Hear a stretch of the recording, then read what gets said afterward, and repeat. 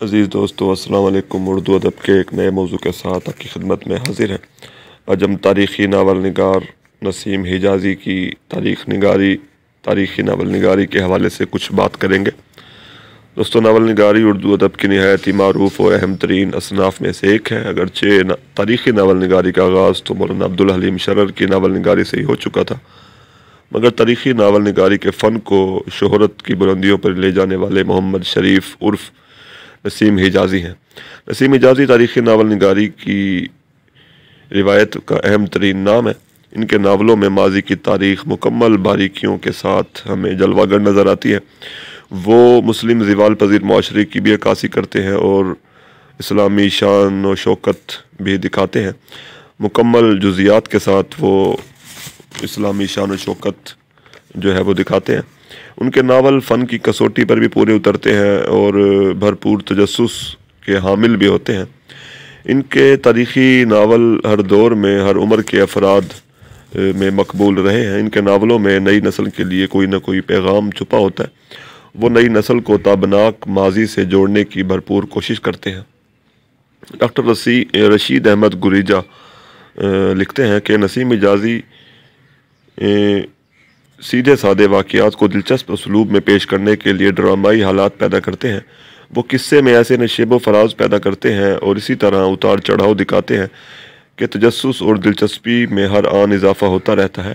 حق و باطل کے معرکے ہوں یا عشق و محبت کی سرگرمیاں، کہیں بھی واقعات کے بہاؤ میں فرق نہیں آتا۔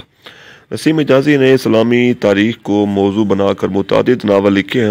وہ ادب کے بجائے ادب برائے مقصد کے قائل تھے۔ مسلمانوں کی عظمت رفتہ کے حصول کی خواہش ان کے ہر ناول میں ہمیں نظر آتی ہے اور قوموں کے عروج و زوال کے بارے میں ان کا ایک اپنا فلسفہ ہے جو کہ ان کے ناولوں میں ہمیں نظر آتا ہے۔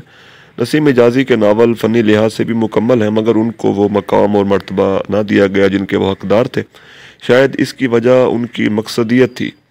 ڈاکٹر رشید احمد گریجہ کے بقول نسیم حجازی ایک مقصد کے تحت ناول لکھتے رہے ہیں، لیکن وہ اپنا مقصد کبھی بھی فن پر حاوی نہیں ہونے دیتے۔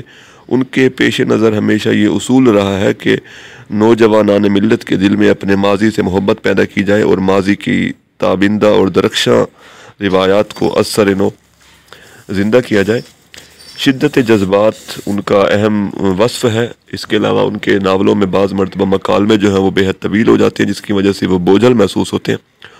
انہوں نے شہرت کی خاطر ناول کے فنی لوازمات پہ سمجھوتا نہیں کیا۔ وہ واقعات کو دلچسپ بنا کر پیش کرتے ہیں اور انہوں نے تاریخ سے مواد حاصل کر کے ایسا ادب تخلیق کیا ہے جو فنی محاسن کے باعث یادگار بن گیا ہے۔ اور بلا شبہ ہم نسیم حجازی کو اردو تاریخی ناول نگاری کی روایت میں ایک اہم ترین جو ہے نام کہہ سکتے ہیں۔ اور ان کے ناولوں کے حوالے سے بات کی جائے کہ ان کے کون کون سے جو ہے تاریخی ناول ہیں، اور تو ان میں پہلا ناول جو ہے وہ داستان مجاہد ہے جو کہ 1937 میں لکھنا شروع کیا گیا اور 1943 میں کوئٹہ سے پہلی بار شائع ہوا۔ دوسرا ناول انسان اور دیوتا ہے جو کہ 1944 میں چھپا۔ تیسرا ناول محمد بن قاسم ہے جو کہ 1945 میں، اور آخری چٹان کے عنوان سے ایک ناول لکھا گیا 1947 میں۔ 1951 میں یوسف بن تاشفین ناول جو ہے وہ شائع ہوا۔ 1953 میں آخری مارکا، اور ایک مزاحیہ ناول 100 سال بعد 1946 میں شائع کیا گیا۔